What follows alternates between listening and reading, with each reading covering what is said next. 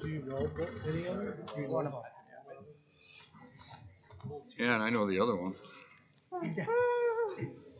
Hello, everybody. Is she actually, or her last name is? She's a niece. Oh, what's Okay. Dr. Gary? I haven't really. That's kind of the other side of the family. And as families go, there's a little. Yeah. So there's not much contact at all. I noticed that the signatures are Moriarty. Yeah, she's Moriarty of that. Good evening. Let's call the Committee of the Whole meeting for January 10th to order. Please call the roll. Alderman Strelchek. Here. Alderman Bushy. Here. Alderman Meyer. Here. Alderman Hancher. Here. Alderman Garrell. Here. Alderman Parrish. Alderwoman Schneider. Here. Mayor Nurbin. Here. First up, we have approval of the meeting minutes from December 13th. Move approval. Second. Motion and a second. Any comments or corrections? Hearing none. All in favor, please say aye. Aye. Minutes are approved. Next up, we have a discussion item, so a presentation and then some Q&A at the end of that regarding our compensation study. Take it away, Justin. Yeah, thanks everyone. It's a pleasure to be before you tonight to talk about our class and compensation study that we're in the process of wrapping up the study portion here and moving on to next steps. But before we dive into the study, I wanted to take a moment to quick introduce you to our project manager, Rachel Skaggs. She is from GovHR, and she's a senior vice president with the organization, and she's been working on our study for the past 7 months. And as we kick off, I wanted to just a quick touch on a little bit of the history and overview of the city's compensation processes to date. So back in 2014, the city completed a compensation study that resulted in the current pay plan that's in place now. And then in 2017-18, we implemented a performance-based merit system to start to advance employees through their pay band, and we did a phased implementation through those 2 years, because many staff prior to the creation of the system hadn't had reviews on an annual basis. The city has then, because of the study and the merit system, has been able to provide annual increases to all non-represented staff every year since. Prior to the study, there were years where there weren't increases. So the city's made a conscious effort over the last number of years to look at performance and award staff accordingly. And to continue that effort, we engaged in the current compensation study now to do a market-based analysis to see how we're doing and what we can improve on going forward. So before I quickly turn it over to Rachel here, I just want to mention that after today's session, I'll be bringing forward additional information and the results of the study to the Finance and Personnel Committee for additional review that will ultimately lead towards implementation over the next several months. So without any further ado, I'm going to quick just help switch PowerPoints here, and we'll dive into the study results.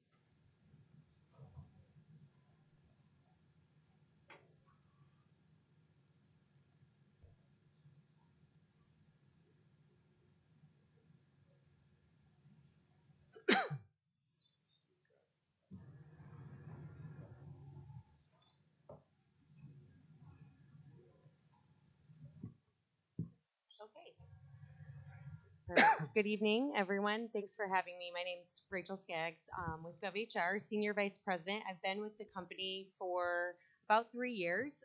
Prior to working with GovHR, I spent 10 years in local government in Illinois, most recently as the city manager of Princeton, Illinois. And then prior to that, I worked for the Village of Schaumburg and the Village of Montgomery as well.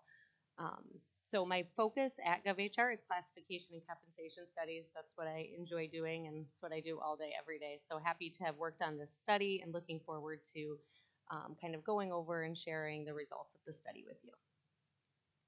So I'll just have a short presentation. I'll probably bring up some other things, but feel free to stop me if you have questions as I go through it.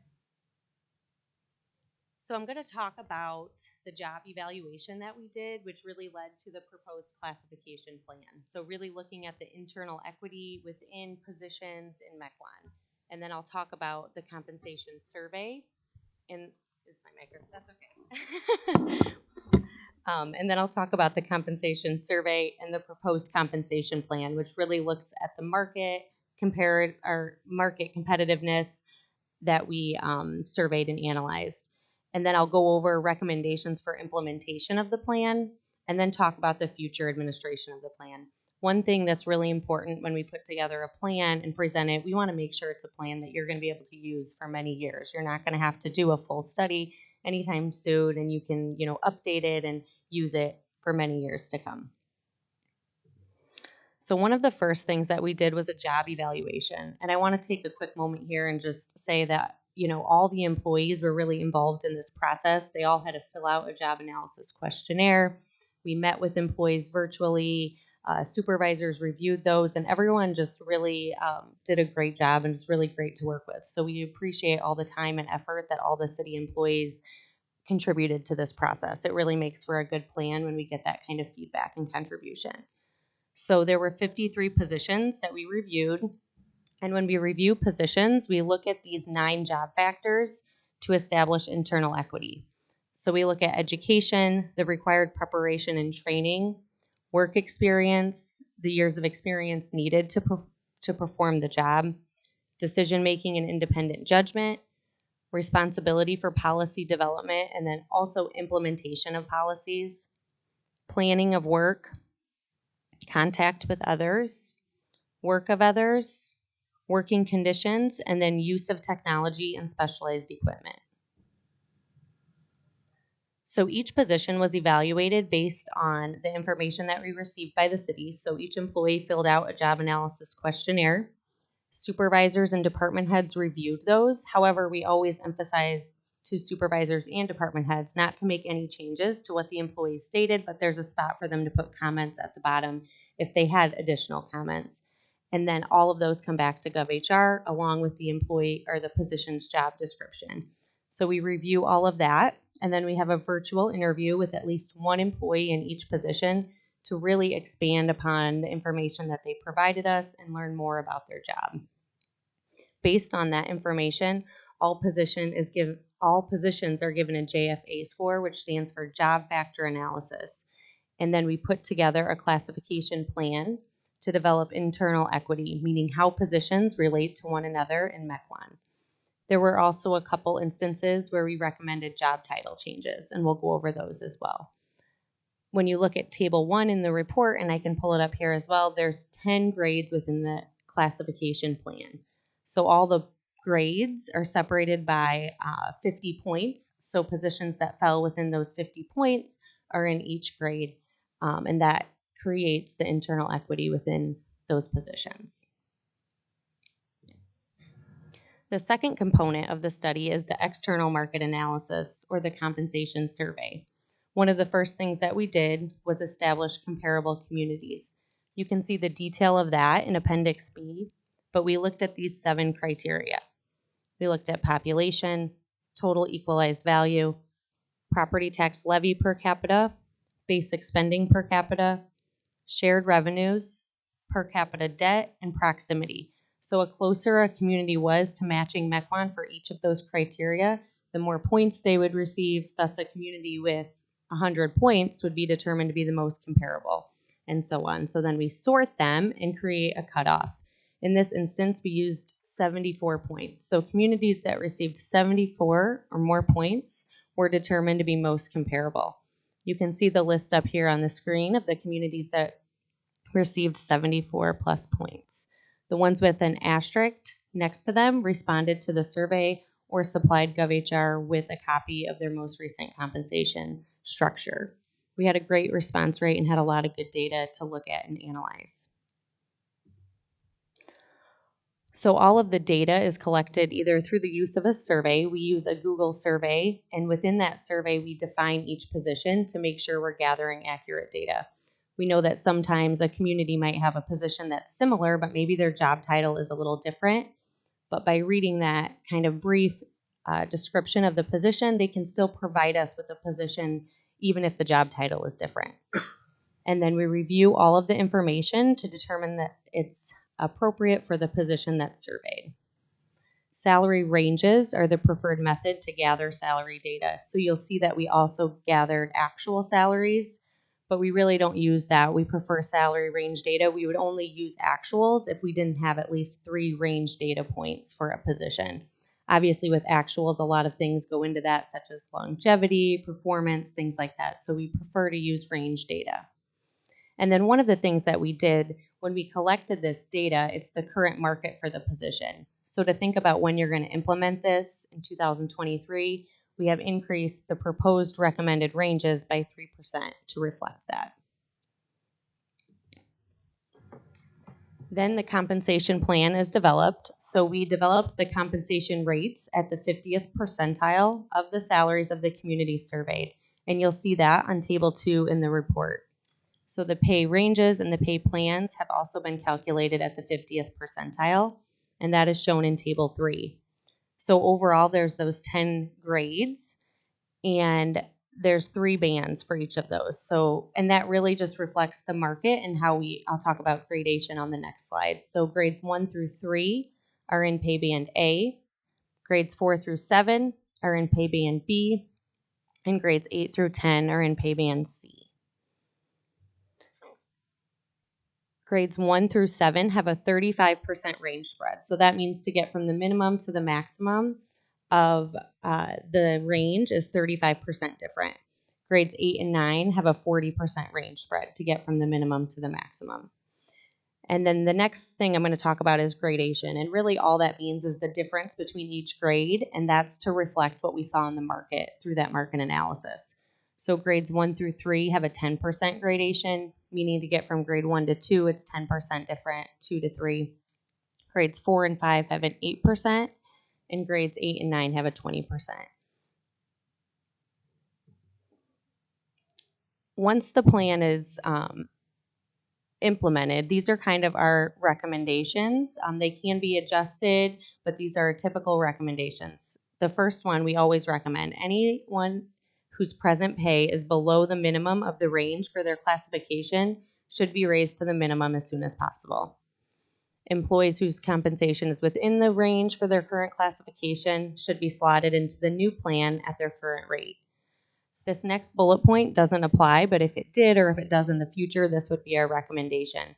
If there was someone whose compensation is above the maximum of the range, they should be held at their present rate without a reduction in compensation until the market catches up.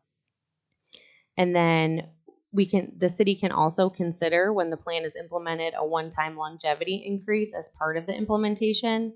We can help with a recommendation for that increase. There's also a recommendation in the report, but that is completely voluntary and something that the city can consider if they would want to do that at implementation. And then another thing is doing a market adjustment consideration, and that could be done every 5 years based on positions. We obviously know as the economy changes and some positions become, higher demands, you might want to look at the market and consider market adjustments for certain positions. And then future administration of the plan, there's kind of 2 parts. The first part is on the classification side. You want to review positions each year and respond to any changing conditions. So for instance, if a position combined with another position or took on more duties, you might need to rescore that position and make sure they're still in the appropriate grade. GovHR has provided the tools so you can do that in-house, but we're also here and able to help with that if there is a position that needs to be adjusted. So you can create, adjust, or abolish positions as needed.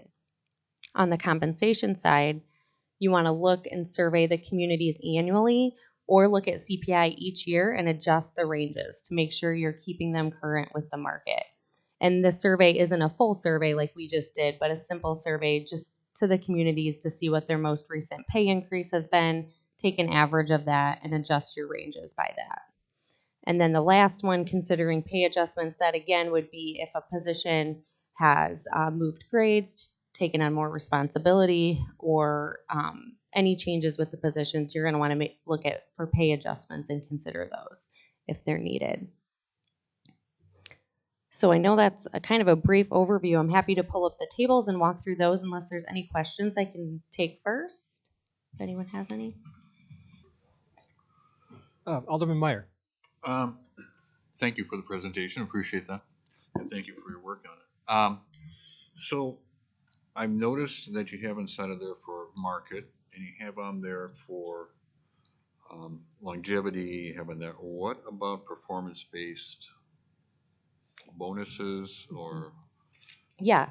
So we would recommend that, similar, I think, to how your current structure is, but correct me if I'm wrong, Justin, that you would continue with your current merit performance-based program, and employees would move through their range based on performance each year. And that's always, our primary recommendation in terms of how to move employees through the ranges, a merit-based system. Do you recommend anything for, for us doing something on a yearly basis for somebody who's just 10 cuts above everybody else, and we want to, make sure that that person is rewarded for that? Mm-hmm. So typically we recommend, obviously based on funding, but some type of merit pool, and that might be what you do now. And then within that, how those funds are distributed should be based on performance. And if someone, is really stellar or has done a lot of specific things, you can reward them for that, given if the funding's there. So you recommend what we're currently doing then in addition to this would be to market adjust? Okay. Mm-hmm. Actually, I just have a question about our current plan in comparison to the recommendations that are being made here. And this is mostly directed to Justin, but thank you for your presentation. Under our current circumstances, do we have a merit pool, and what percentage of employees get a merit increase in their salary as opposed to just a cost of living increase? Sure. Yeah, so in the current program, the way it works, there is a cost of living increase that serves as the base. Then on top of that, employees can earn up to half of that cost of living on top is the merit. So all non-rep employees are eligible for that. GovHR's study goes a little bit further in recommending that we have the COLA as the base and the ability to earn an additional merit on top of that more than just a half. And that would vary from year to year depending on the city's fiscal situation. And so it'll be a little bit different if implemented as recommended. But we, under our current plan, have a defined amount of money that can be used for this purpose, correct? So do we have a merit pool, as she's calling it? Yeah, we've essentially a merit pool. Yeah, we anticipate what, as part of the budgeting process, what is going to be allocated towards the merit system, and that is then used to adjust the wages based off how staff score on their performances. And how many people get a merit? The budget we passed last year was 3%, correct? So that's what you have to work with. Yep. Some might get more if there's more. For this year, more merit, but for this year we just provided a 3% cost living across the board adjustment. There was no merit increase on top of it. Okay. Just to clarify here, and to build off of Assistant City Administrator Shinneman's comments, back in 2020 when the pandemic hit, the city was in a cost-cutting mode, and as the council may recall, a 1% cost of living adjustment was applied to all non-represented salaries for 2021. That was what the city could afford at that time, and the pay-for-performance system was suspended.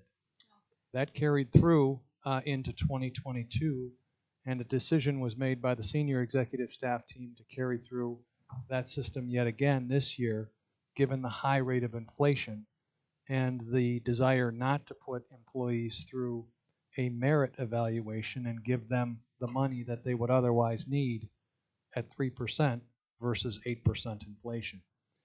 Our intention is to get back to that merit-based system going forward. But given with COVID and the inflation environment we've been in of late over the last couple of years, there is no merit pool. And I want to be very clear with the council on that. And we need to keep that in mind as we go forward on this evening's discussion. Thank you. Alderman Bushy. Thank you. This is extremely thorough report and analysis. I appreciate that. Essentially, two questions. One, I think you said that there's nobody that's hit the top of the ranges, but are there others that need to be moved up to the minimum? I believe so, but I don't remember the exact number, but there were a few that are below that need to be brought up. I will say overall, most positions are within the proposed ranges. You know, I think your salaries are competitive, but there are a few that need to be brought up, but there was no one that was outside of the proposed ranges on the other end, the maximum, I should say. So then if all this if your proposals in here were accepted, do we have any estimate of what the overall fiscal impact would be? That is the information we're working on now, and we'll be bringing to finance and personnel to vet through in the coming months. Thanks. You recall we budgeted $50,000 for this next year to make a start towards that, but the detailed analysis is still forthcoming. Alderman Strelchak. First of all, thanks for all the hard work.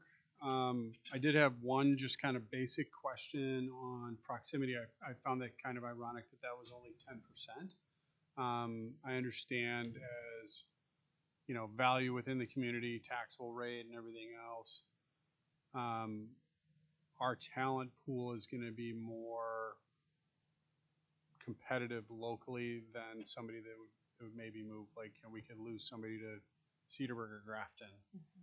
Versus somebody to Middleton. You know, Middleton's a little harder conversion. So, what was the justification for the lower percent, or is that just kind of standard overall and it balances out? Yeah, typically proximity is about 10 points. That's what we use for proximity, just because sometimes, depending on your talent pool, they will, you know, drive farther. But you know, population and financial criteria are usually more heavier impacts to comparables than proximity.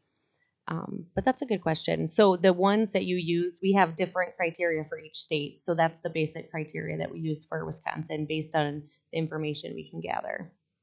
And then a follow-up question is, what is the coaching on the salary ranges? I mean, obviously we got some of the preliminary, if they're not at the level, you bring them up. If they're above, you just kind of wait for the market to catch up. If you need to do something else, you know, we've talked about that talent pool and things like that. Where do we want to shoot for, like, you know, hey, we're competitive, we've got a good person, they're moving up, you know, systematically. Do they want to be mid-range? Do they want to be top quartile? You know, and then if we struggle to fill a position and we're getting feedback that other sectors or other things are more competitive, what's our kind of go, no-go decision-making process as council? We've struggled with that, I think, in the past. Obviously, we wish to maintain our competitiveness across the board for getting and retaining good talent. But again, we want to do so at a value for the residents that's, you know, market rate or close to it, right? Yeah, that's a great question.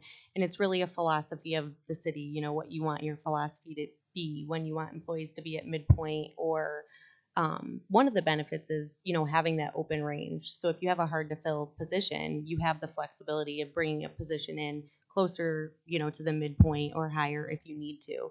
But you still have to keep in mind internal equity as well and where positions are within the range too. So that's kind of a philosophy for each community, depending on where they want to be.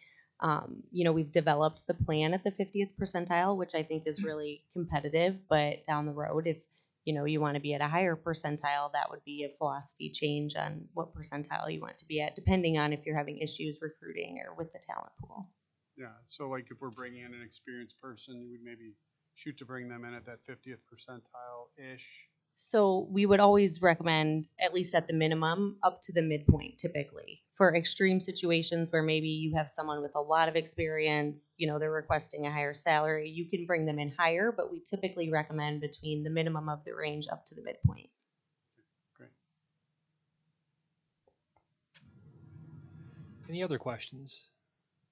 Alderman Parrish. Thank you. Just to reiterate, my peers appreciate the thorough report. I thought it was presented really well, especially our city staff. salary. I was going to get to the library, just had some questions there. But as far as what I noticed, it looks like about half of the salaries are pretty good, and about the other 20 to 40% need a slight adjustment just to get them into the lower boundary. Thought it was interesting. It tends to be the public works and engineering departments that were short when I actually looked closely at it. So that was just an interesting trend. Technical positions, we've seen that with like the market too.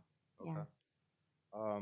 So when I'm comparing this to the library report, and the reason why we asked you to have the library report as part of this is that we've been hearing quite often that they're struggling to keep their librarians, and they don't feel like their pay is competitive, and we're just trying to help them be the best library they can be.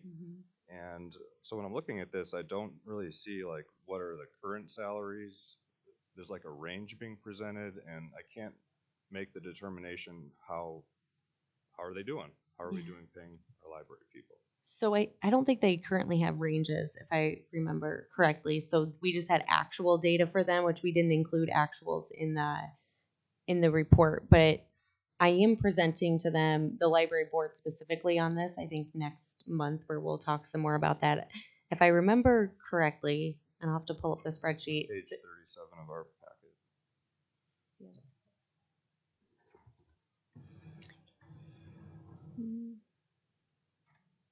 Yeah, do you have the Excel spreadsheet on there by chance? I can see what their actuals are. I think where ultimately I'm going is maybe the format. I'm not able to draw any conclusions from it, so I don't know that Yeah. there's even anything for you to answer here, but we just probably need some additional detail.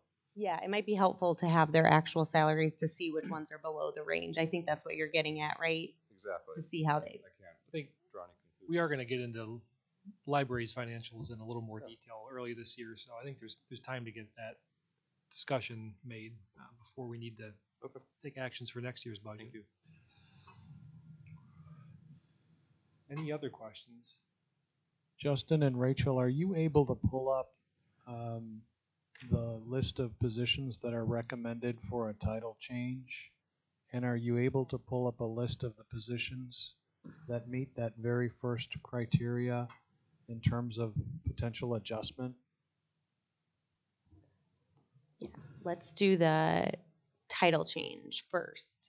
So table 1, oh geez, there we go. So table 1 lists that classification grouping that I talked about. So 50-point spread on the skill level, the grade the positions are in, and then in this column you'll see if there's a recommended job title change. So when we get down here to grade 4, you'll see that we recommended 2 title changes: highway foreman, sewer foreman changing to highway section supervisor, sewer section supervisor. And typically when we recommend job title changes, it's to be, one, it could be changes that we see when we did the interviews that are more representative of the position, or 2, changes that we see with the market. So more reflective of job titles for the same position in the market. Down here, records clerk, record specialist. And that's it. So those are the 3 recommended job title changes. And then the ones that were requested to be brought up, I have that on the Excel, but I don't know if you want me to pull it up. Okay. While you're pulling it up real quick. Yep. And while Rachel's pulling up the Excel sheet, I just want to quick add with the title changes. I'll be working with each department to see their perspectives on the suggested title and if we need to consider something different.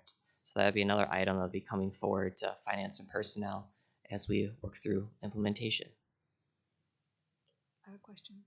Alderman Schneider. So are these title changes mainly to bring them into more modern terminology so that we're talking the same title with other folks, or is there a change in actual duties of these people? I mean, were we not describing what they do accurately, or is it just updating the verbiage so that it's more consistent with the market? Yes, so for the sewer section supervisor, and the other supervisor, it was instead of using foreman. We typically don't recommend that, especially since there's a lot of women in those positions now. And then the record clerk to record specialist was more just not clerk duties. It was more of like a record specialist, so additional duties beyond just clerical duties. I think those titles were stuck in the 1980s, probably when we created them. One sec, and I'm going to answer your other question. One.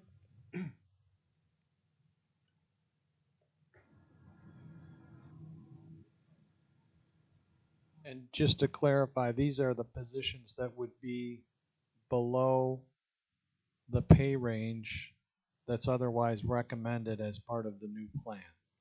So existing position, but they now require adjustment to correspond with the newly recommended and adopted compensation plan. Okay, yep, I think I have it.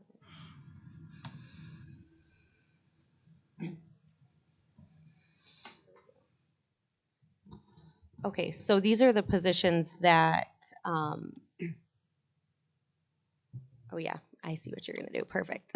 Then you could pull them up on here so I don't have to read them all.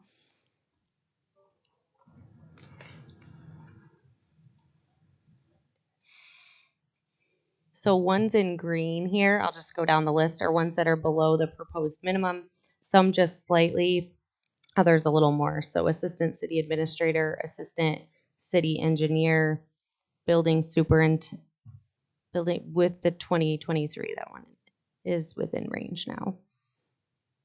One second. Executive assistant communications, accounting specialist, building maintenance worker, for some forestry workers, highway workers. Again, you'll see most are just within 1 to 2,000 below the proposed.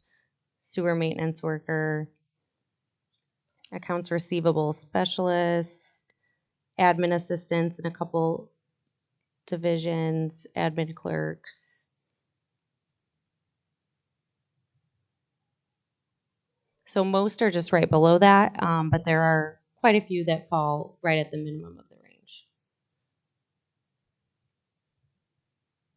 And getting back to your report, that should be the first area, or that's recommended to be the first area of focus for the city, Absolutely. is bringing those individuals up to the revised pay range for those positions. So that would definitely be our recommended step one of implementation. So first consider getting anyone below minimum up to the minimum. And then after that, it can be based on your needs if you want to look at merit or longevity or how you want to proceed from there. Terrific. Thank you. Mm-hmm. Assistant City Administrator Shinneman, would you be able to just provide the council with an overview of the next steps that we're looking to follow coming out of tonight's workshop meeting? Yeah, happy to.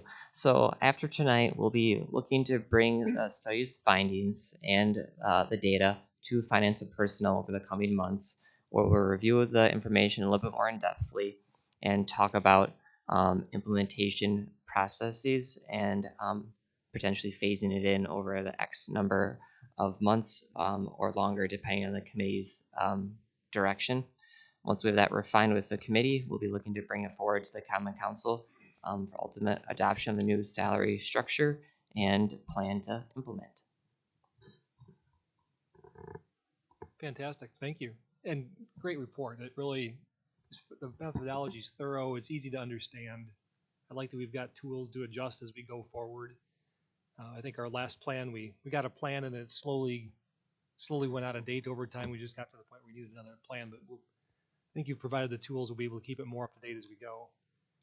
And it's certainly more consistent with what I'm used to seeing in the private sector. It's well-defined grades. It's easy to understand. There's the ranges, and it's out there for everyone to understand. It's pretty easy to wrap your head around it. Great, thank you. And also, again, thanks to the employees, and Justin's put a lot of time and effort into this, and it works better when we have that type of participation. So we want it to be a plan you can use for many years. Any other questions? Alderman Hancher. This one is probably for Justin. You talked about implementation. How are the employees going to find out about how this system works? So everybody's on the same page, making sure that they understand the new system, the compensation model, so that there's no everybody has the same understanding. Yep, so there's going to be conversations held amongst our department head groups. There's going to be conversations amongst all divisions and across the city. So we'll be working through implementation and meeting with all staff to let them know the results and ultimately the direction of implementation we're taking throughout 2023. Okay, thank you. Any further questions? If none, thank you, and we'll move on. And if we have questions, we know where to reach you. Yes, I'm available. Next up, we have Ordinance 2022-1633. Ordinance amending Chapter 58 of the Mackinac Municipal Code regarding the establishment of banquet facilities as conditional uses in the B2 Community Commercial District and Town Center and Arrival Corridor districts. Is it Assistant Administrator Zader going to take this one? Assistant Director, sorry. Sure. Just got a new title. Yes. New titles for everyone. Thank you. Yes, this was a request actually from an applicant on Port Washington Road who was actually looking to do a banquet facility and potentially a convention center at their buildings at 10500 and 10520 North Port Washington Road. This is the building that's directly north of the New Life Storage building. So she paid for the text amendment and requested the change. Staff went and looked at not just this district, but all of our districts to determine whether this would be an applicable use in other districts.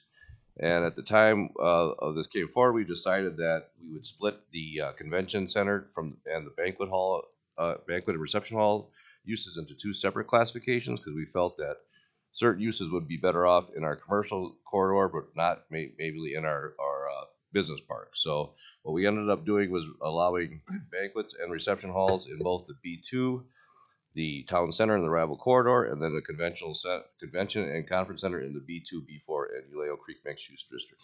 We also added definitions for both of these two uses and then a parking requirement. This went to Planning Commission and was recommended 8-0 on October 17th. So if you have any questions, I'll be happy to answer. Alderman Schneider. I'm just curious as how you determined which of these would be most appropriate in these districts, because they have similar parking. Some of them would be similarly sized, I imagine, buildings. So what were the criteria you used to determine which should be allowed in both and which should be allowed only in one or more of the districts? So the B2 is a hybrid district. It has retail, commercial, as also has office. So we felt they were both appropriate in that district, but the B4 is our business park zoning. So there's only office there. So we didn't feel like a banquet facility with entertainment venue would be really appropriate in that location. And then our town center and our Arrival Corridor, that's a commercial retail area. We didn't feel that convention or conference center would be appropriate there as well. So we kind of looked at what the primary function of each district was to determine whether each of those two uses would be suitable in those districts. It was more about how they fit in that versus the parking and all the other demand. Thank you. Alderman Meyer. I'm in favor of the concept of this whole thing of doing that and having those designations. Number one, I've got an issue with having it in the Arrival Corridor.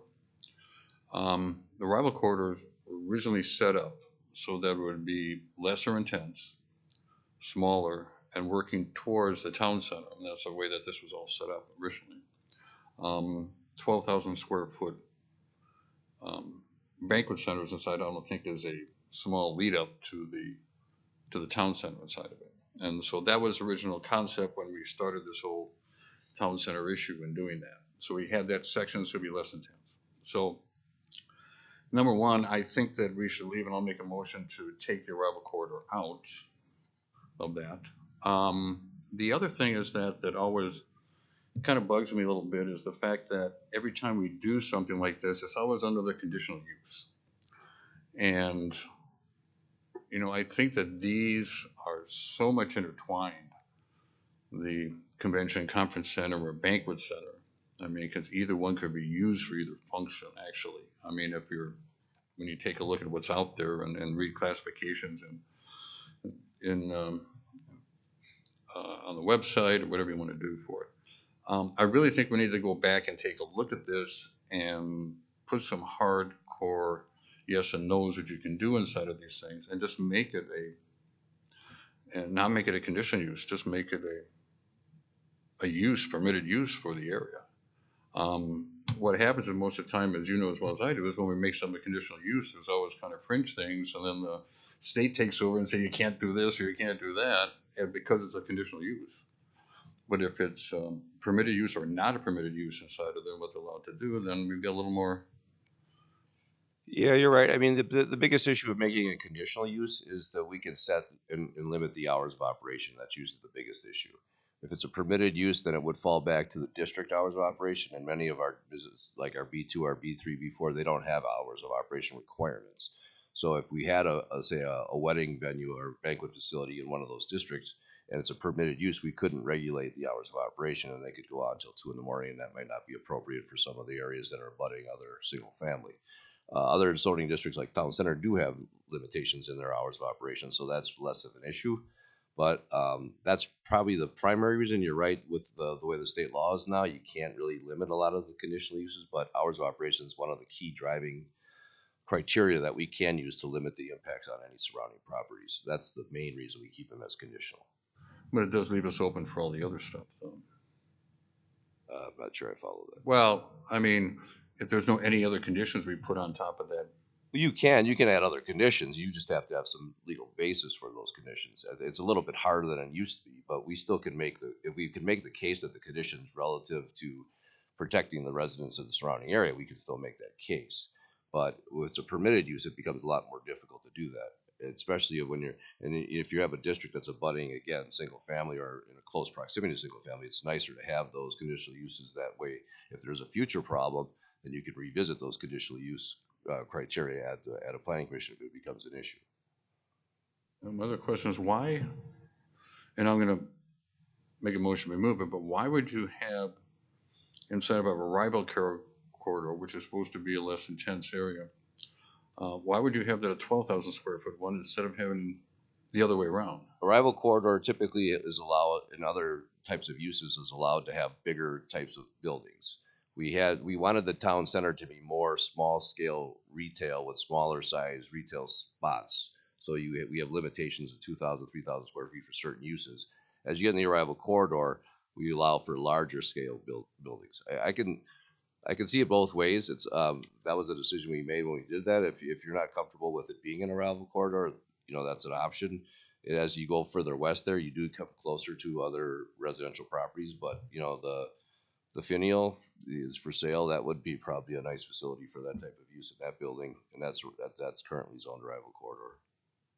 No, I know that area is, but it's right up next close to Solar Heights. We've got, the condos across the street from over there, although we do have Outpost Foods over there, but we do have Concord Places close by, stuff like that. And I'm not sure that's an appropriate area for that at all. That's why I would recommend keeping it a conditional use, so then we could further regulate it if it's an issue versus permitted.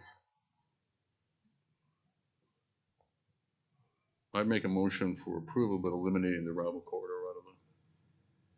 out of the ordinance. Second. There's a motion and a second. Further comments, Alderman Strelchak? Yeah, I just, I'm commenting just kind of for the group here, just from my experience, once it's a permitted use, they have a right. And the right comes in the way that they interpret it, unless we've spelled it out otherwise. Conditional use means you have the option. What I've seen come in for conditional use has either been something that just wouldn't even be in consideration, and then we can rule out immediately based on reasonable, conditions, or we can add conditions to make it reasonable. So the conditional use, given the flexibility and the hours and everything else, it really gives us the opportunity to make sure that we can permit it with reasonable conditions, but protect the community integrity, protect the community value, and protect the neighbors, and residents nearby, as Alderman Meyer's asking for. kind of by eliminating the arrival corridor here. So if the discussion would go further as to whether it be a permitted or conditional, I would prefer to leave it a conditional. If we want to button it down, which is I think where Alderman Myers kind of talking about as to like really what it means and have pre-listed criteria that they absolutely need to meet to be considered a conditional use. We can have upfront criteria that would be legal within the state of Wisconsin listed out, and I would be also supportive of adding, those conditions to, consideration for the conditional use. I've seen things turn into what I would call an art show, where everyone's kind of analyzing it, and this is how I feel versus really kind of looking at it as a general business decision and a community decision, whether, it's fit based on this or not. I do like avoiding a lot of the personal opinion. I like to have it more quantitative for the applicants. I think it encourages good quality applicants, and I think that they know the conditions and it can put forth a better business plan. So, there's just a little insight as to how I think through this and what I feel might be appropriate moving forward. Alderman Parrish. Thank you, Mayor. I agree with a lot of what Alderman Strelczyk just said relating to conditional uses. It's critical we keep that there. Thank you for not including that in your motion, Alderman Mayor. And I think I'm not sure why we're differentiating the arrival corridor for this use over some of the others. I mean, I don't think it's that much closer to residential than other districts. So if anything, I'm kind of more supportive of taking a closer look, like Alderman Strelczyk said, about the standards and what we're really looking to do. And maybe it is that 12,000 square feet is too large. That is fairly large now that I'm thinking about it. And in some of the other places, like in the retail and services corridor, for some reason we went with 8,000 square feet or less, I believe, for this use. So like in my mind, it would actually be flipped, the logic. So I'm sorry, I'm just bringing this up now. I was actually at the Planning Commission meeting when we talked about this. It's gone through the first reading and now this. I guess Alderman Meyer, I didn't know you felt that way about this topic, and I'm worried about over correcting this issue without studying it further, I guess. So I'm not sure what that means as far as my vote. I don't want it to fail. Ultimately, it needs to pass, but I kind of think this should be in there. Can we vote on the amendment separately?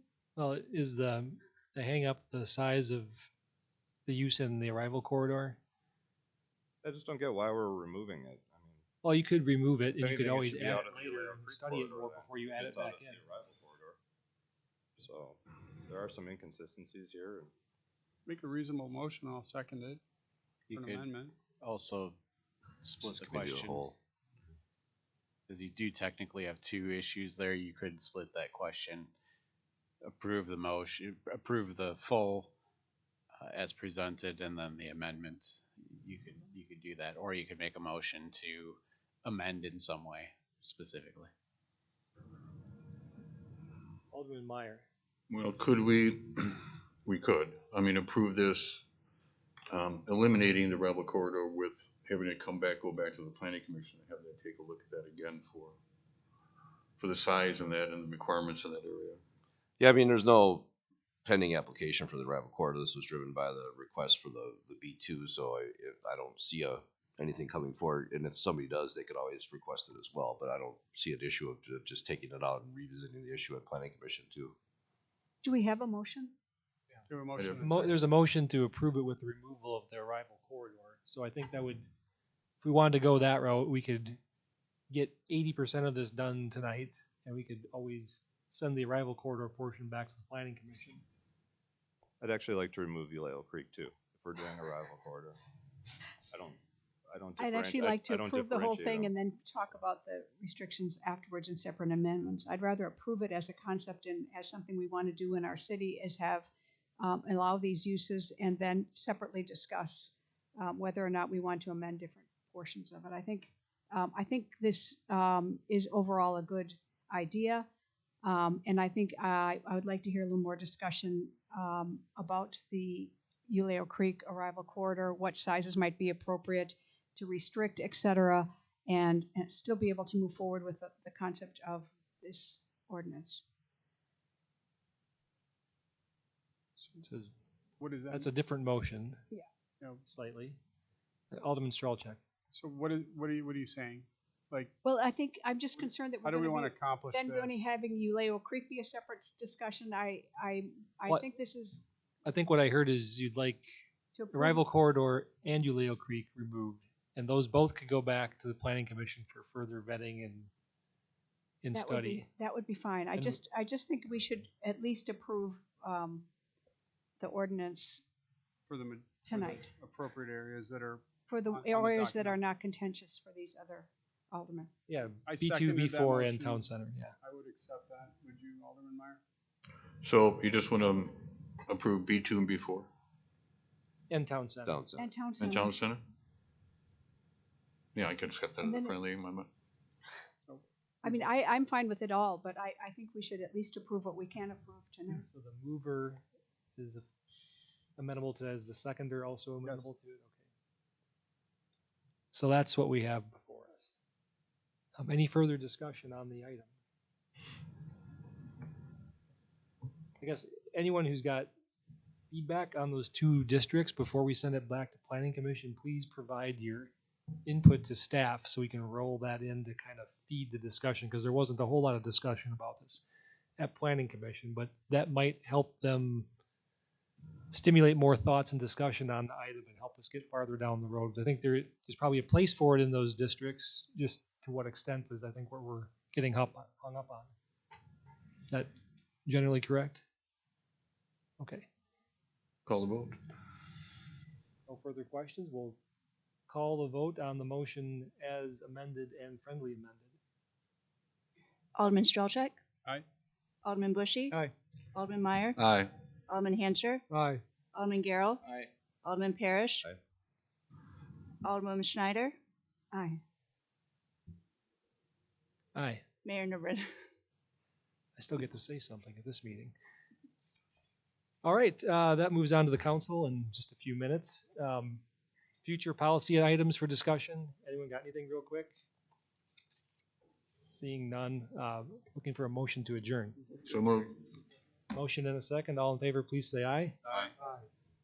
Aye. We'll now call the Sewer Utility District Commission meeting to order. Let the record reflect that everyone that was here for Committee of the Whole is still here.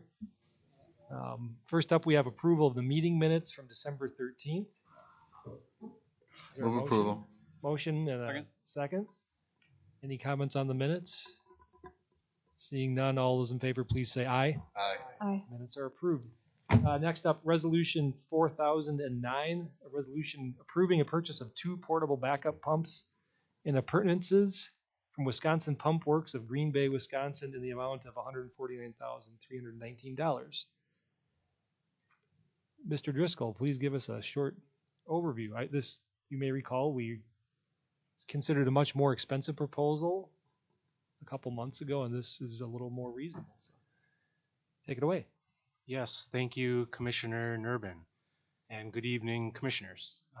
At the time of budget in October, we had proceeded with presenting the bids that were received, and those were rejected due to costs, and we pursued other options for a backup pumping system, and are presenting that for you to make a decision tonight to move forward with a backup pumping system for Lift Station E. And they're portable, so we can move them around if we need it. Right. It's a little more flexible, and it's about $500,000 cheaper, correct, than so it was in the $600,000 range, if I recall. Yeah, 600 compared to the 660? 150. Okay. Yep. It's quite a bit more Awesome. reasonable. Yeah, it's. I would attribute that to the construction costs for concrete base to raise it up out of the floodplain, and there's electrical components for the integration of the SCADA system that would have automated the system. So those are some major components of the design difference. But yes, there's a recognizable cost savings to having these portable pumps. Commissioner Schneider. Can I just ask, so is one of the differences that these pumps need to be actually manually started as opposed to automatically kicking in, or? Correct. Gotcha. Yeah, we'll have to send someone out to do it, but it is a $500,000 cheaper. Alderman Bushy, Commissioner Bushy. Just to add to that, not only the 450,000 savings here, which is incredible. I just want to point out, this isn't the first time that we've pointed this out. I think there was something back in May for some laterals that got split up and also came in by doing so with your efforts much less, and so greatly appreciated. Any further comments or questions? If not, is there a motion? Move to approve. Second. Motion and a second. Last chance on comments. All those in favor, please say aye when the roll is called. Commissioner Strelchuk, Aye. Commissioner Bushy, Aye. Commissioner Meyer, Aye. Commissioner Hancher, Aye. Commissioner Garrell, Aye. Commissioner Parrish, Aye. Commissioner Schneider, Aye. Commissioner Nervin, Aye. That moves on to the council. Is there a motion to adjourn? Move to adjourn. Second. Motion and a second. All those in favor, please say aye. Aye. We're adjourned. We'll now convene as the Common Council. Call the meeting to order and start with the Pledge of Allegiance. To the flag of the United States of America, and to the republic for which it stands, one nation under God, indivisible, with liberty and justice for all. Next up, we have a roll call, but we'll let the record reflect that everyone that was just here 5 minutes ago is still here. And we'll move right into public hearing. First up, we have ordinance 2022-1636, ordinance amending planned unit development to allow for a total of 10 units for the property located directly west of 11649 North Fort Washington Road. This was recommended by the Planning Commission November 21st, and it was the first reading last month at the Common Council on December 13th. Is there a motion to go into public hearing? Move to go into public hearing. Second. Motion and a second. All those in favor, please say aye. Aye. We're now in public hearing. Is there anyone here this evening who wishes to speak about this item? Move to close public hearing.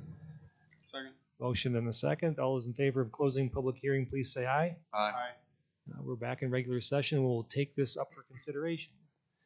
Is there a short staff overview on this one? I was going to show you something on a projector as well, but Oh, but it's having problems? we don't need it. Sorry, Jack. It's okay. So this is a request. This is the land behind Lexington Square. In 2018, it was approved for 8 units. There was two 3-unit buildings and a 2-unit building. The current request is to change that to 5 2-unit buildings. It increases the density by 2. It still complies with the R6 zoning district in terms of density and open space requirements. The only waiver that was requested was to reduce the setback between the 2 buildings. Our code requires a 30-foot separation. They're asking for a 15-foot separation. That code language goes back to the days when we didn't have water, and that was a fire prevention requirement. The current separation for buildings under the building code is 10 foot. These are side-by-sides, and I can show you. I'll try to, as soon as he gets the projector on, I can show you the difference between the 2018 and the 2021 plan. But this was in front of Planning Commission. It was recommended 8-0, and we recommend approval of the PUD amendment. Thank you. It looks like we need a new projector. Looks like it just went on, Justin. Just went on. Is it? Oh. Now, while we wait for the projector to warm up, are there any questions anyone has for staff? There we go.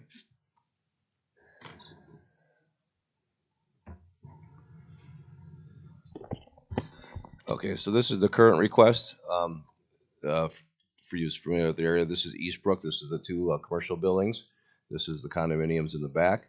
So this is the Eastbrook Drive on one side, and it loops around to Eastbrook Drive here and to eventually Port Washington Road.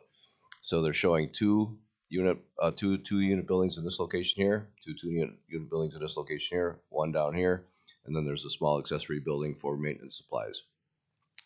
The one of the issues that I met with Alderman Parrish, there was a concern by some of the residents about access. This area up in here, this road leads to Astor Woods in this location. It's a little bit congested at times. So we're just requesting that this one access point serve all four of these units. So there'll be a small little frontage road located right here. Just for a comparison's sake, I will bring up the 2018 plan. This is what was approved in 2018. As you can see, there were 3 unit buildings with 2 access points off of this location, a 3 unit building located here and a 2 unit building here. Access at the south end was pretty much the same as it is now. And this one this one improves a little bit. It actually pushes a little bit further east. So that's basically the main difference between the 2 plans. Conversion from 8 to 10 units and more 2 unit buildings versus the 3 unit buildings. Alderman Parrish. Mayor, also thank you to Assistant Director Zader. That's your current title. Appreciated you meeting with me. I did receive some communications from both Astor Woods and Estabrook that precipitated our meeting. I did have a number of concerns before that meeting. After we met, a lot of my questions were answered, and I feel I was able to address some of those concerns with the residents. This is one of those cases where the land is quite developable, and it's, well, what would it be if not this? And the perfect example is what was previously approved, which now that I look closely at it, I hate it. It's 2 large apartment-looking buildings and 3 ingress-egress points in what is already a busy cul-de-sac. So this kind of breaks it up into something that's much more consistent with the neighborhood. It's similar density. I would very much like to work with Public Works about potential yield and stop signs at that intersection that Jack referenced. And I have no further objections, and I'll be voting in favor of it. And I think my residents will be okay with it, with you supervising its implementation. Thank you. And I would make a motion to approve. Second. Motion and a second. Any further comments or questions? Seeing none, all in favor, please say aye. Aye. Aye. Any opposed? That ordinance is approved. Thank you. Next up, we have personal appearances and public comment. Citizens wishing to address the council on any matter not on tonight's agenda may do so at this time. If you desire to be heard on any agenda items, please wait till those are up on the agenda. Please speak into the microphone at the podium. Time limit is 5 minutes. Is there anyone who wishes to speak on anything not on the agenda tonight? Don't see anyone, so we'll move on to public officials reports. I've got nothing. Is there anything from the city administrator? Yes, Mayor, members of the council, thank you. As I'm fond of saying, on the second Tuesday of the month, it's Big Tuesday here at City Hall, and it's Big Tuesday here in Mequon as well. We not only have our council and committee meetings, we also have a special election going on. That'll be wrapping up in the next 12 minutes or so for the District 8 alder person. Plans are to swear in the newly elected alderman later this week. There will be a ceremonial swearing in here at our next council meeting in February. And so we'll be joined by a newly elected alderperson to fill the vacant chair down next to Alderwoman Schneider. Also today, the County Line Road overpass was closed at 6 a.m. this morning. As some of you may know, the Port Washington Road overpass is now open as part of the I-43 project. So motorists and residents looking to go north-south can use Port Washington Road during the closure, which is expected to last through mid-2023. So the overpass at County Line Road will be closed as of today through mid-year. Updates are available on WISDOT's Project 511 website, and we anticipate another busy and productive year of construction along the I-43 corridor here in Mequon. The chiefs are both here tonight, and I've asked them each to give a really short update on 2 items of concern within their respective departments. I'll ask Chief Pryor to come forth firstly to talk a little bit about the transition of emergency dispatch services to Ozaukee County which started January 1st. Chief? Thank you. Good evening. Thank you for taking the time just to give you an update on the dispatch center. So while most folks were celebrating New Year's Eve this year, we were preparing to make our final transition from our dispatch center up to Ozaki County. And that went off without a hitch. At midnight, we flipped the switch, for lack of a better word, and have turned over communication entirely to Ozaki County. We had been doing that on midnight shift for the last several months. So at midnight, it wasn't as big of an impact as it was as the day shift came on at 8 o'clock in the morning. Everything is going well. We are communicating with Ozaki on a daily basis to consider, pain points and working points as we're working through the system, and all things are going well as we're making the transition. We have not had to go backwards in any way, shape, or form, and we continue to move forward with the consolidation. So just as few reminders, this basically established now a single answering point for all 911 calls for service, which should reduce call transfers and improve response times. Calls to the police department on the non-emergency phone line are now being answered by a phone tree. So this non-emergency line phone tree is in place between the clerical hours, which are 7:30 in the morning to 7:30 at night. And when that phone tree answers the phone, it first asks if this is emergency, and if that's the case, then they can either hang up and dial 911, or they can push 1 for a police officer and immediately transfer to the dispatch center in Ozaki.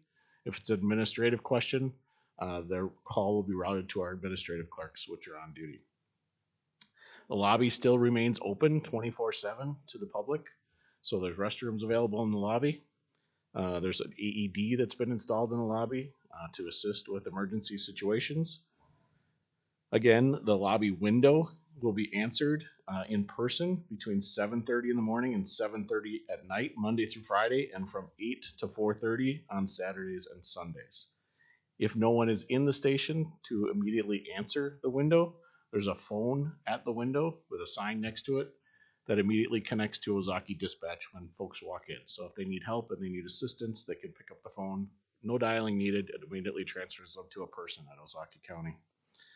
A lockable safe room has also been created inside the lobby of the public safety building. So this room can be accessed as needed.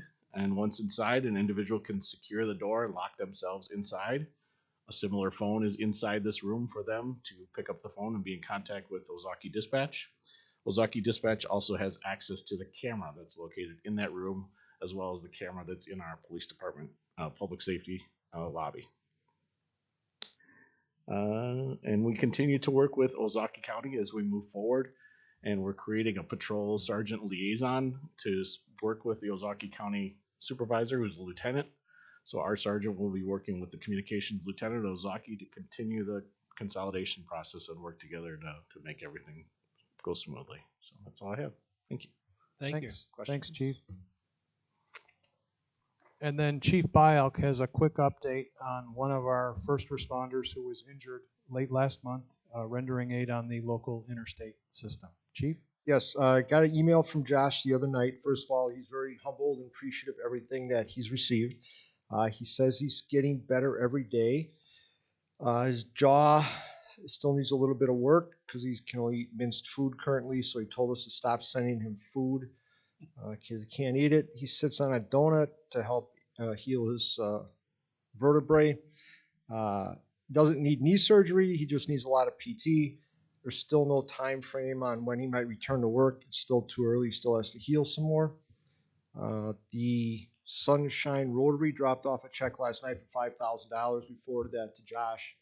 He said some of the bills are starting to come in, so he was very appreciative of that. And the union gave him 25% of what was in their fund, and they also wrote a check for $2,000, and they took that to the woman that was killed. They took it to her funeral and handed it to her family. So, and Josh still wants to meet that family someday. That's it. So we're continuing to work through the Southern Ozaki Fire Department as well as the city's Human Resources Division to ensure that Josh has all the care and the backup support he needs administratively from an employer perspective to ensure his full recovery and eventual return to work. So thank you, Chief. That's my report, Mayor. Thank you. And we're glad to hear Josh is doing good and getting better every day. I know a bunch of us were very concerned for his well-being when that happened last year and continue to be concerned. So thanks for the update. Next up, we have the consent agenda. We have several meeting minutes from various boards and commissions, as well as a resolution. Does anyone want to remove any item from the consent agenda? Or is there a motion? Approval. Second. Motion and a second to approve the consent agenda. Any discussion on any of the items? If not, all those in favor, please say aye. Aye. And the consent agenda is approved. Next up, we have two ordinance first readings. They will not be acted upon unless there's a suspension of the rules, which requires a 2/3 majority vote of all the aldermen. First up, we have ordinance 2023-1638, an ordinance amending Chapter 2 of the Mequon Municipal Code related to electronic attendance at meetings. This is recommended by Public Welfare on December 13th and is a first reading. Next up is ordinance 2023-1639, an ordinance amending Chapter 50 and Section 46-133 of the Mequon Municipal Code relating to nuisances within the city, including noise. Recommendation is forthcoming from Public Welfare. Was this recommended this evening? Public Welfare tabled it this evening. Tabled, okay. And it will be, we should get it done before the next meeting. Sounds good. It's still a first reading. Next up, we have ordinances. Ordinance 2022-1633, an ordinance amending Chapter 58 of the Mequon Municipal Code establishing banquet facilities as conditional uses in the B2 Town Center, Arrival Corridor zoning districts, and conference centers as conditional uses in the B2, B4, and Uleo Creek mixed-use zoning districts. This was recommended by Planning Commission. First reading was Common Council on November 9th. There's a public hearing this evening. It was tabled at the Common Council on December 13th, and earlier this evening we recommended approval of this with removal of two of the zoning districts listed, the Arrival Corridor and Uleo Creek districts. But first we need a motion to remove it from the table. Make a motion to remove from the table. Second. Motion and a second. All in favor of removing from the table, please say aye. Aye. Aye. Any opposed? This matter is now before us officially. Move approval as recommended by Committee of the Whole. Second. Motion and a second. Any further discussion on the item? Hearing or seeing none, all those in favor, please say aye. Aye. And that ordinance is approved as amended. Next up, ordinance 2022-1637, an ordinance amending Chapter 2 of the Mequon Municipal Code in connection with eliminating the position of emergency dispatcher. This is recommended by Finance and Personnel on December 13th. The first reading was at Common Council also on December 13th. And we just heard an update from the chief regarding this matter and how the transition is going a few seconds ago. Is there a Move approval. motion and a second? Any further comments or questions? I'm assuming not. All those in favor, please say aye. Aye. Any opposed? And that ordinance is approved. Next, we have resolutions. Resolution 4008, a resolution allowing a transfer of $36,661 from the Information Technology Division's 2022 budget to the division's capital account in connection with the completion of planned city network upgrades in 2023. This was approved earlier this evening by Finance and Personnel Committee. Does anyone need background on this? We couldn't spend the money in 2022 because we couldn't get the hardware. So we're just putting it in a capital account so we can do it later this year when the parts finally come in. Move approval. Second. Motion and a second. All those in favor, please say aye when the roll is called. Alderman Strelchak, Aye. Alderman Bushy, Aye. Alderman Meyer, Aye. Alderman Hancher, Aye. Alderman Garrow, Aye. Alderman Parrish, Alderwoman Schneider. Aye. And that resolution is approved. Next is Resolution 4009, a resolution approving the purchase of 2 portable backup pumps and appurtenances from Wisconsin Pump Works of Green Bay, Wisconsin in the amount of $149,319. This was recommended earlier this evening by the Sewer Utility District Commission. Move approval. There's a motion and a second. Any comments or questions? I'll point out again, in case anyone's watching this meeting but didn't watch the other meeting, we're saving nearly $500,000 by going with this option opposed to the one we considered a couple months ago. So good work to staff for changing plans and shopping around a little bit. I forgot, is there a motion? There's a motion in a second. Any further comments? All those in favor, please say aye when the roll is called. Alderman Bushy. Aye. Alderman Meyer. Aye. Alderman Hancher. Aye. Alderman Garrell. Alderman Parrish. Aye. Alderwoman Schneider. Aye. Alderman Strelchak. And that resolution's approved. Next, we have no unfinished business from prior meetings, no specified new business, but we do have two potential closed session items, but we will only be taking action on one of them. So we'll, item 12B, we will not seek any action on this evening, but item 12A, the potential claim against the Mequon Police Department. Common Council may convene into closed session pursuant to Wisconsin Statute 19.85 Prin 1 Prin G for the purposes of conferring with legal counsel for the governmental body who is rendering oral or written advice concerning strategy to be adopted by the body with respect to litigation in which it is likely to become involved, and then may reconvene into open session to take such action as deemed appropriate. Is there a motion to go? Move to go in closed session. Motion and a second. All in favor, please say aye when the roll is called. Alderman Meyer. Aye. Alderman Hancher. Aye. Alderman Garrell. Aye. Alderman Parrish. Aye. Alderwoman Schneider. Aye. Alderman Strelchak. Aye. Alderman Bushy. Aye. We're now in closed session. I do not anticipate our return. All right. Good night, everyone.